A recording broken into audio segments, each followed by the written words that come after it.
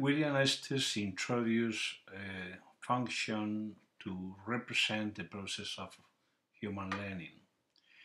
The intuition behind this function is that learning can be accounted for two components, one coming from the environment and a component that comes from the way the subject learns. This intuition is represented by the function that is being presented on this slide, in which we find that the probability of the subject making a correct response in an trial of a learning experiment depend on two factors. The first factor is the complementary probability of committing of producing a correct response. In that case, this is represented by the expression 1 minus square parenthesis 1 minus p, and 1 represent in that case what happens in the first trial. And the second component, the second factor of this function is 1 minus theta to the power of n minus 1. Okay, theta is a learning parameter and can be adjusted. This parameter can be adjusted in any particular situation.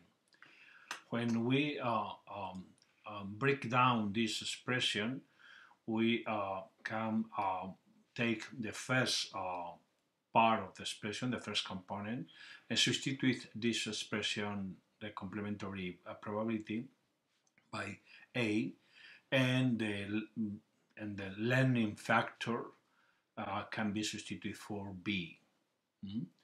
And assigning values to the to trials and setting up the learning parameter as 0.4, we can get the graph which is on the right of this slide.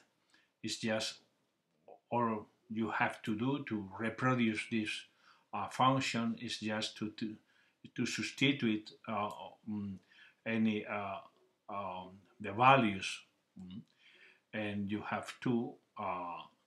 One is the number of trials, and the second one will be to make to compute the exponential function to determine which value the expression will take. Okay, when anyone try to learn, try to adapt his behavior to what is required by the environment, the training set is usually denoted by age, and the training set is the set of the specific pattern instances of classes that will be taken into account to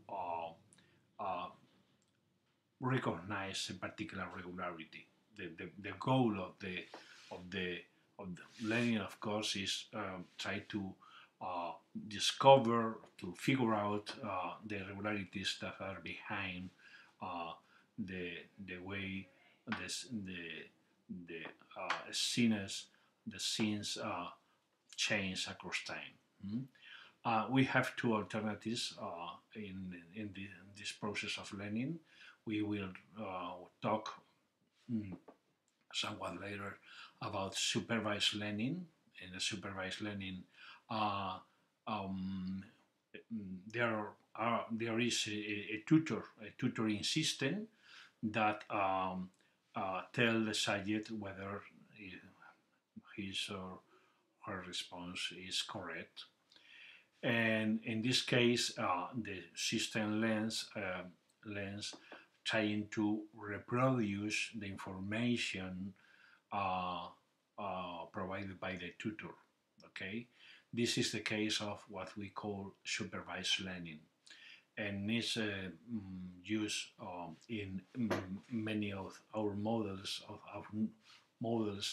when we try to simulate the process of learning by appealing to a neural network.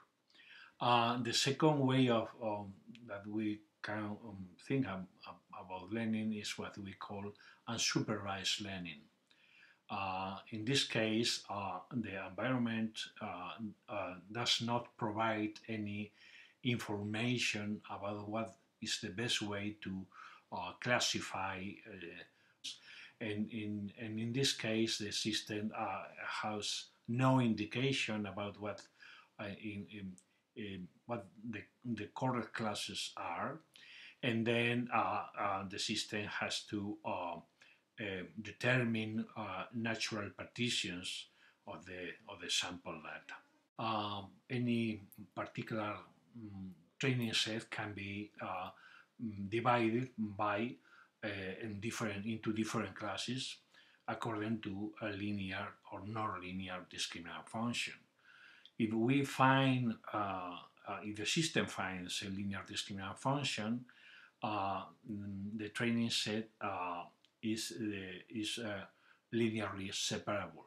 But of course, if a set of stimuli can be divided by a linear function, then every pair in which you can divide a set of training patterns is also linearly separable.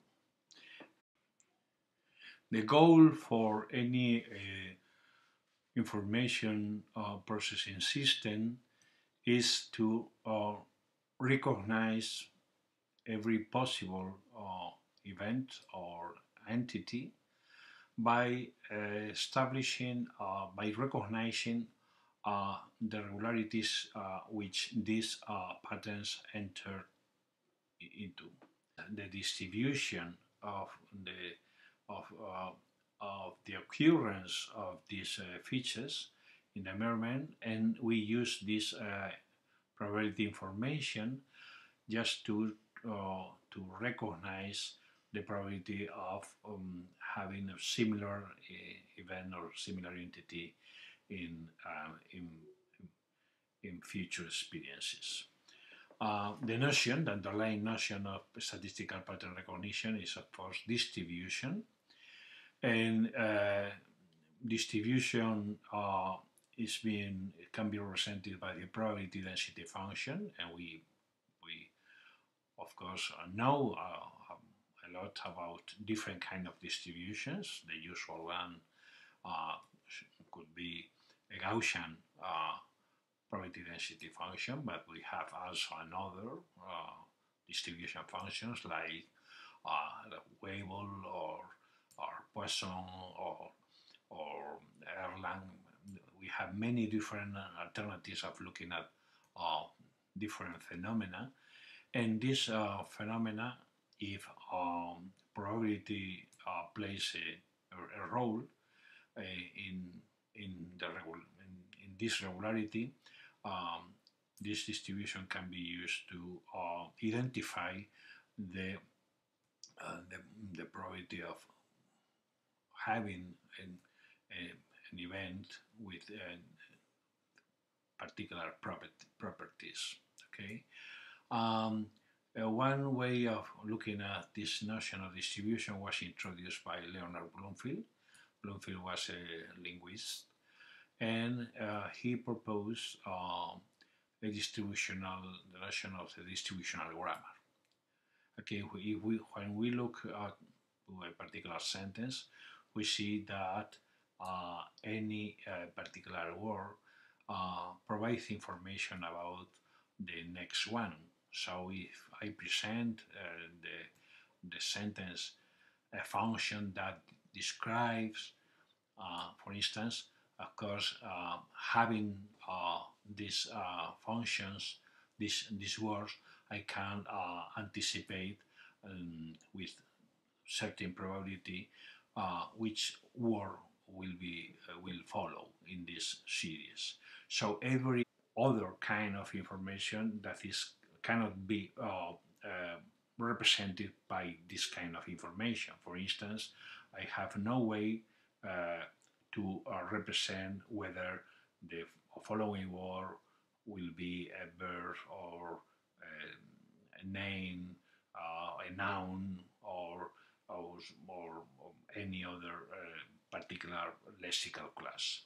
So we get information by using this, by exploiting this, the way the words are distributed in a sentence, across a sentence, but of course we are losing some information about what is really happening really.